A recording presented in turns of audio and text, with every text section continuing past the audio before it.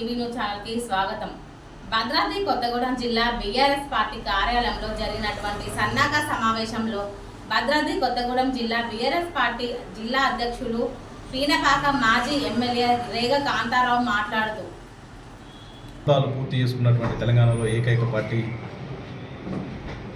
BRS party 60 ఏళ్ల గోస తీర్చినటువంటి party అభివృద్ధిలో మరి అందనంత ఎత్తుకి ఈ రాష్ట్రం ఈ దేశమే అబ్బురపడే విధంగా ప్రపంచవ్యాప్తంగా తెలంగాణలో ఏం జరుగుతూ ఉంది అని చెప్పేసి చూసే విధంగా పెద్ద ఎత్తున తెలంగాణ ప్రజల యొక్క మొండి సమస్యలకు పరిష్కారం చూపెట్టినటువంటి గొప్ప నాయకుడు కేసీఆర్ గారు.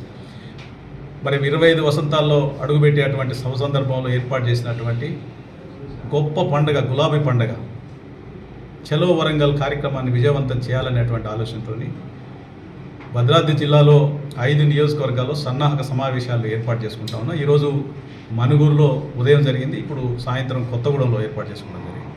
ఈ మిగతా 3 నియోజకవర్గాల్లో కూడా సన్నాహక సమావేశాలు ఏర్పాటు చేసుకొని పెద్ద ఎత్తున ఈ జిల్లా నుండి ఏ జిల్లాలో జరగని విధంగా కార్యక్రమాలు నిర్వహించుకొని మరి జెండా పండుగ కూడా బయలుదేరే ముందు ప్రతి గ్రామంలో ప్రతి బస్తీలో ఒక దిమ్మె ఏర్పాటు చేసుకొని జెండా ఎత్తి అక్కడ ఉన్నటువంటి స్థానిక అధ్యక్షులతో జెండా ఎత్తి గులాబీ జెండాని గుండె కద్దుకొని బస్సు ఎక్కి చలో వరంగల్ అని చెప్పేసి కేసీఆర్ గారి నాయకత్వాన్ని బలపరుస్తూ భవిష్యత్తు తెలంగాణది అని చెప్పేసి బీఆర్ఎస్ పార్టీది అని చెప్పేసి నినదిస్తూ ముందుకు సాగాలని చెప్పేసి కార్యకర్తలందరూ కూడా పిలుపునివ్వడం జరిగింది.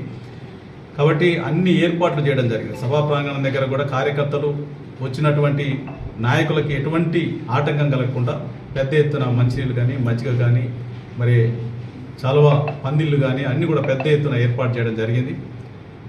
మరి కేసీఆర్ గారు ఇంతకాలం తర్వాత మరి ఓటమి పాలైన తర్వాత ఎవరు ఊహించని రీతిలో ఓటమి పాలైన తర్వాత మరి ప్రజలు మళ్ళీ కేసీఆర్ గారే ఈ రాష్ట్రానికి శ్రీరామ రక్ష అని చెప్పేసి కోరుకునేటువంటి సందర్భంలో యావత్ దేశం అంతా కూడా ఎదురు చూస్తూ ఉంది. ప్రపంచంలో ఉన్నటువంటి తెలుగు వాళ్ళందరూ కూడా ఎదురు చూస్తారు. కేసీఆర్ గారు ఏం మాట్లాడతారు, భవిష్యత్తు కార్యాచరణ ఏంటి అని చెప్పేసి ఎదురు చూస్తూ ఉన్నటువంటి సందర్భంలో వరంగల్ సభకు చాలా ప్రాముఖ్యత ఉంది. పెద్ద ఎత్తున ప్రజలందరూ లక్షలాది మంది ఈ దేశంలో ఏ పార్టీ నిర్వహించినటువంటి గొప్పగా మరి సభ నిర్వహించబోతా ఉన్నాం. దానికి పెద్ద ఎత్తున కార్యకర్తలు జిల్లా నుండి తరలి రావాలని చెప్పేసి